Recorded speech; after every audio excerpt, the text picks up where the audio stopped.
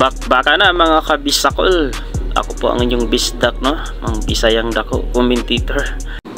Ayan par, nagsimula na nga ang unang round at nakuha agad ni AG Anusiki par, no? Ang unang puntos. Kung natandaan nyo, ito po yung hindi nakipagkamay, no, kay Japet Aguilar. Umilag siya, umilag yung kamay niya habang kamayan sana ni Japet Aguilar. At abangan natin par, no, kung magkipagkamay na ba siya ngayon.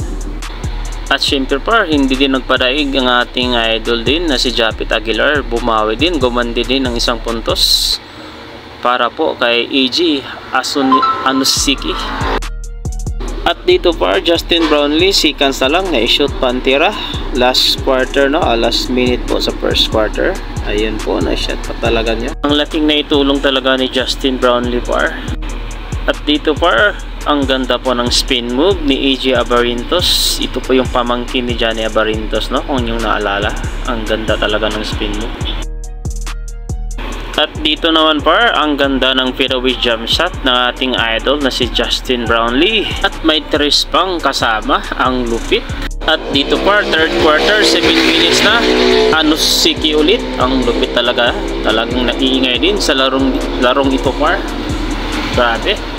At dito par, Don Troliano, binawi agad ang tres. Bawing-bawi agad. Grabe. Magagaling talaga ang kupunan ngayon ng San Miguel Bear. At dito par, syempre, hindi din nagpapaawat si Scotty Thompson. Talagang binawi din ang tres na pinukol ni Don Troliano. At dito, AG Anusiki, no? Talagang patuloy pa rin nag-iingay, no?